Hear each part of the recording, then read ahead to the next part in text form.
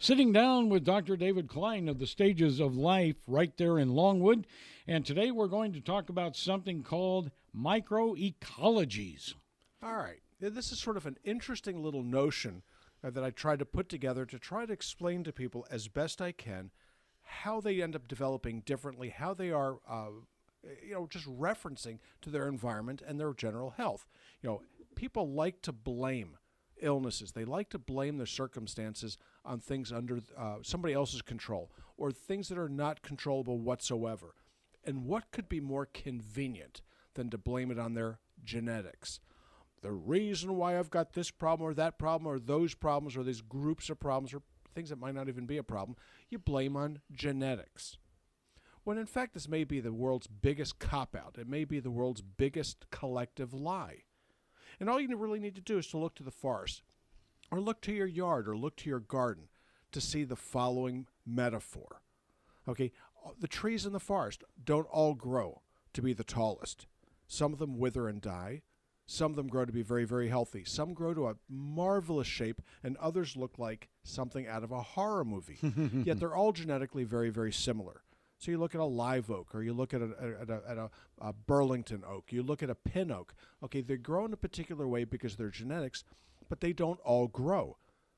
An oak tree may throw down 10,000 acorns to end up with a dozen different trees that might survive the one that's in front of you. But what is it that determines whether one grows well or one does not? In a yard or in a forest, there are things called microecologies.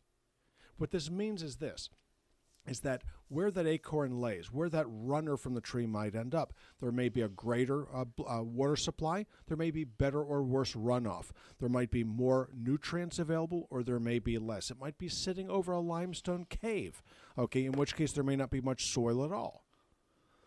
Different plants within your yard will do very much the same thing. You might be able to put a hedge in, but some of the plants just don't do so well because you really don't know what's under the soil at that point. Well, I keep putting in an azalea at that spot and it keeps dying.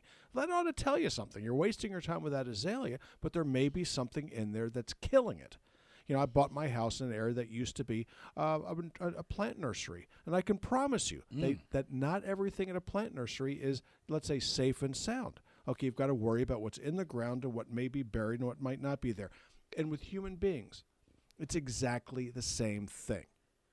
What we breathe from day to day may not be a big problem. Okay, intermittently we can tolerate all kinds of pollution. Intermittently we can tolerate all kinds of noise, all kinds of aggravation. But what happens is we're able to survive things when we do things in moderation. What about water? Okay, you can have good water, you can have great water, and you can have awful water.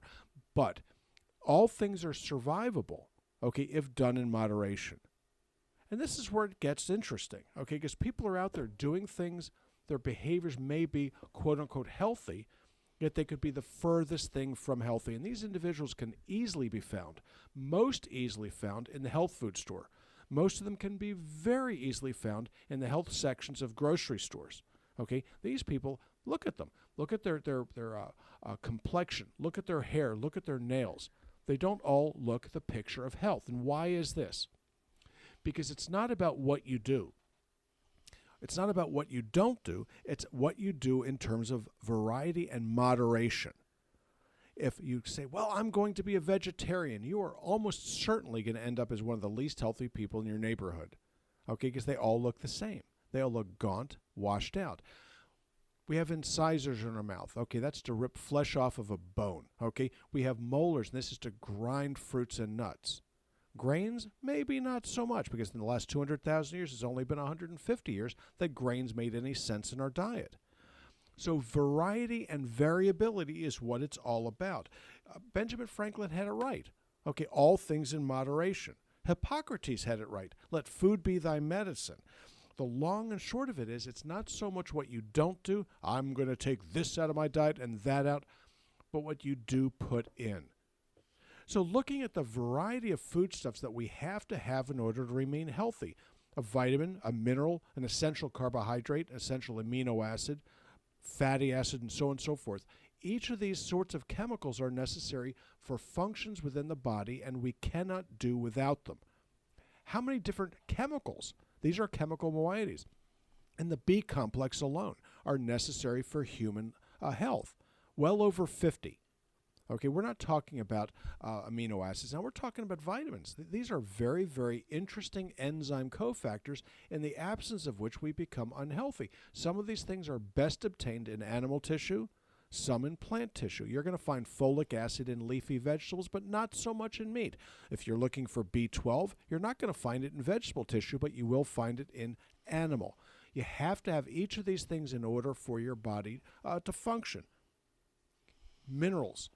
Mineral deficiencies are the single most common of all micronutrient deficiencies in our society. Number one is magnesium. Number two might be zinc.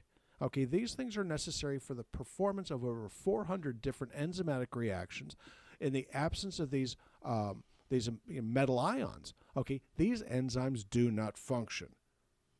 So the key to health, the key to happiness, okay, is to go ahead and do all things in moderation. Sleep, moderation. Too much sleep, you end up as a couch potato. Okay, you end up as a millennial. Okay, too much, too little. Too little sleep, you're going to end up not having adequate growth hormone being secreted, and your immune system takes a hit. So on average, you need 8 to 10 hours of sleep, not 14 or 16 hours. How much alcohol? Okay, everything in moderation, but for the consumption of mercury, cadmium, plutonium, uranium, and nobody has ever found a really good medicinal use for tobacco. So as these things go, it gets back to moderation. It gets back to, gee, what do I need to do? So your microecology is what drives this. Okay, so you live in a family cluster. Okay, a husband, a wife, a couple kids, a dog, a cat, and a bird. You're all drinking the same water. Water is the source of many of the minerals that we're supposed to get in our diet, most notably strontium. Not enough strontium in your diet, you become osteoporotic. Osteopenic first, osteoporotic secondarily. What may be in our food supply, our grain supply, or our fruits and nuts, and so on and so forth, might be the minerals. Zinc and selenium deficiency lead to thyroid disease. Vanadium and chromium deficiency lead to diabetes, and the list keeps going and going and going.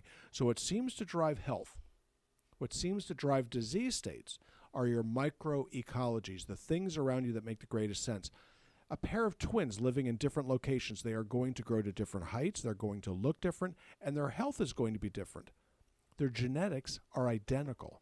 Okay, why does this happen? Because their environment changed, their microecologies change. Now, if you're living with your twin, okay, the microecologies will not change. Okay, the twins that live together tend to look about the same. Those that separate at birth tend to look very, very differently. They lead different lives, very, very different lives. Now, sure enough, there are going to be similarities. You know, your long-lost brother is going to look an awful lot like you. But the fact that some person is living in an environment where it's risk higher in, let's say, environmental toxins, they are not going to do nearly as well as somebody that lives cleanly. But living clean isn't always what you think, okay? Living on a farm is like living on a toxic wasteland. One thing you do on a farm is you dump an awful lot of pesticides out there. One thing living on a farm is there are lots of solvents floating around. So it's not always as clean and serene as it might look. Go out to the Akala National Forest, okay? A lot of these places were used as bombing runs by the Navy, okay? So the long and short of it is it's not always as it seems. You go to Baldwin Park. We all know it's sitting underneath Baldwin Park. Every so often they find a bomb or two. Every so often they find a canister of nasty. Those of you that live out towards the Cape understand this very, very well, and we can all remember the 1970s with Love Canal up in New York. It just isn't as it seems. Lake Erie was a joke at one point, okay? The Cuyahoga River, okay, we used to catch fire. These are the sorts of things that happen in a toxic environment.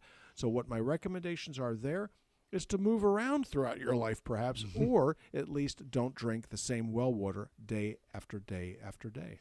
All right, very good. If you would like to know more about the Stages of Life Institute itself, just go to suffernomore.com, suffernomore.com. Now, also, if you want to start getting on a great regimen with the minerals you need, you first go see the doctor, you run some tests, we come up with a list of the nutraceuticals you need, and then you sign up for stagesoflifevitamins.com. stagesoflifevitamins.com.